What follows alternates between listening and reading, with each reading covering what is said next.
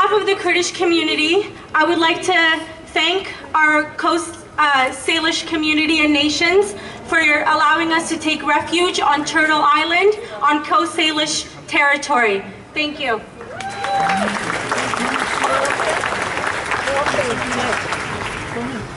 A wake-up call. Abdullah Kurdi said that his family's death is a wake-up call for the world. What does that exactly mean? Abdullah said that his sons and his wife survived ISIS.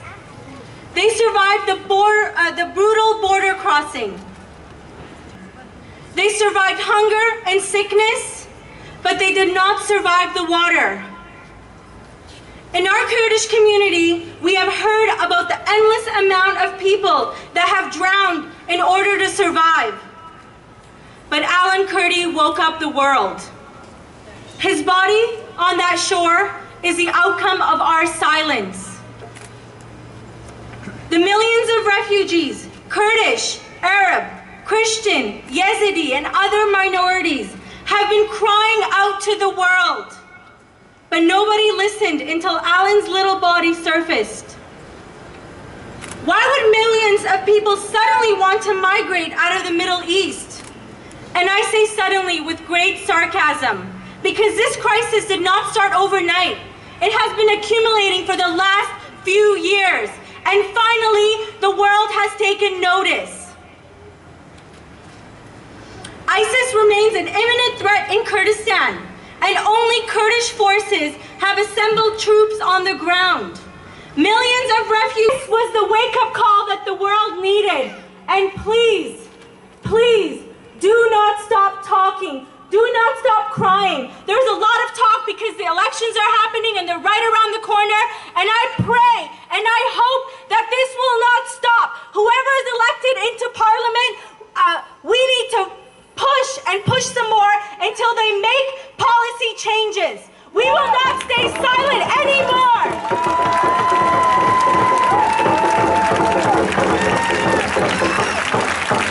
I would like to extend my apologies to Alan, Ghalib, and Rahana, and all the millions that have lost their lives. Of people escaping for survival, the United Nations did not register them all. When Abdullah and Muhammad, Tima's brothers, went to the United Nations, they told them, go find a job and fend for yourself. I have heard in the news that Canada has promised to let 10,000 refugees in over the next 4 years. That is a lot of talk, but even 10,000 people does not make a dent in what is going on. There are millions and millions of people that need our help. Hello everyone, thank you for coming. My name is Alan Karim and I am the cousin of Alan and Ghalib. For the past few years, my mom has supported her family in the Middle East, putting food on their tables and paying for their rent. When she heard the tragic news, she was devastated and thought she had failed them. There was no help from third parties and she was all alone, helping them. The refugees are desperate. They need help from the whole world. The world is now awake and aware of this refugee crisis, and it is time for action. The crisis is worsening and we fear for our family's safety. We want to bring our whole family here. Policies must change in order to make it possible for refugees to be accepted into countries like Canada. Finn Donnelly has shown a tremendous amount of support and we appreciate it very much. We are all one, regardless of where we come from. We need change. We need change in this system to sustain humanity and deliver peace to the ones living in horrors. Thank you.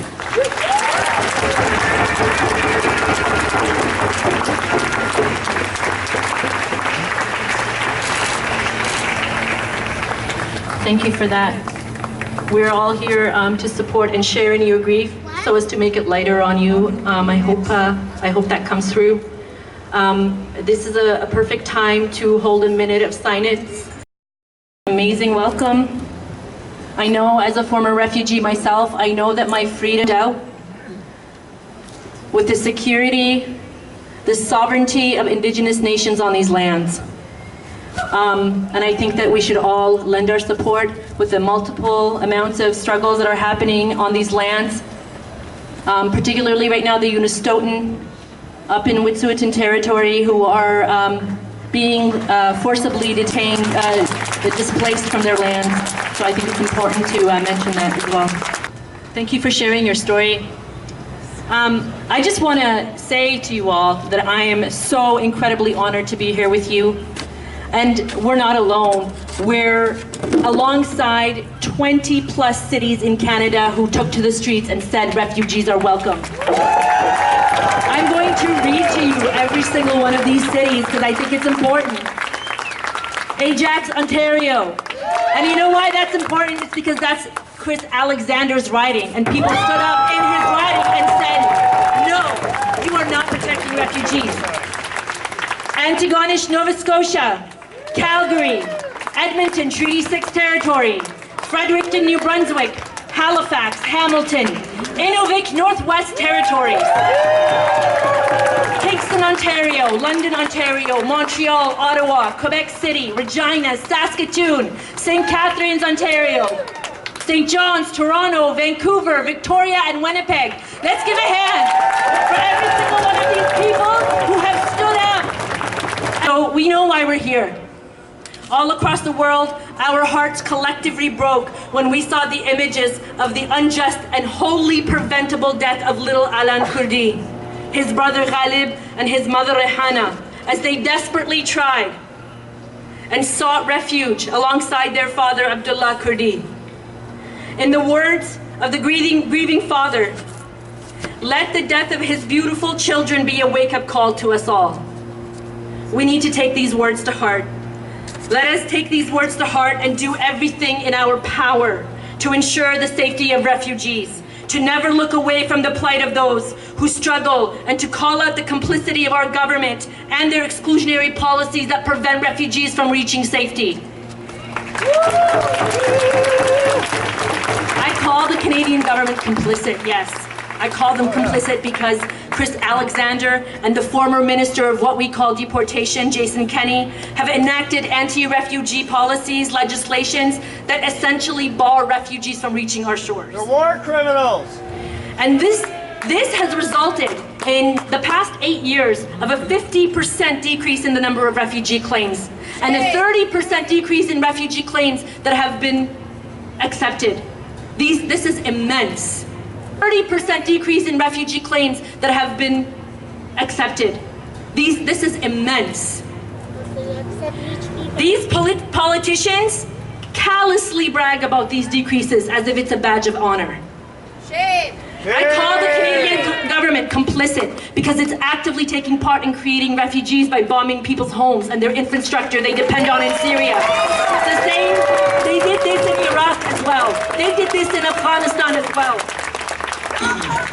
During his deceitful election limelighting on refugees, Harper, his only shameful response to the refugee crisis, what do you think it was?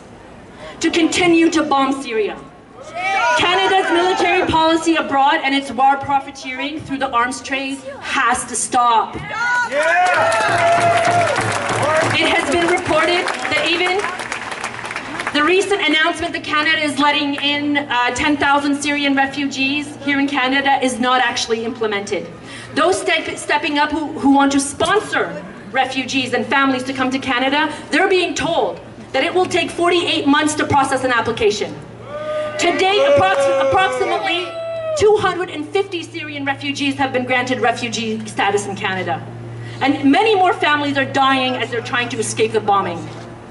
If we want to help refugees, we must look in our own backyard at our dirty corporations, born and raised just 2 blocks down that way. We have to look at the immense devastation and displacement caused by Canadian mining companies, like Nevsun in Eritrea, where there is massive refugees that are dying every single day. Like Goldcorp in Latin America, where people are being terrorized and displaced as their land bases are destroyed and the people are subjugated. We must not waver when we demand justice. We can't look away from the policies that create this misery, the corporations that cause this destructions.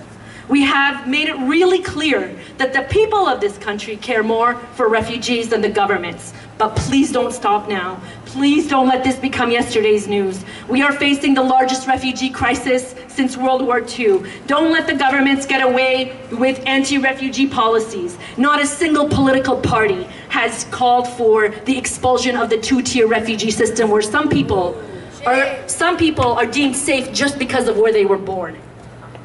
Did you know that refugees, when they get here and are deemed irregular, are held in detention for 12 months, including children? Not one single person in power is calling for the repulsion of this legislation. Do you know who has to demand that? We do. Every single one of us has to demand that these legislations have to be abolished.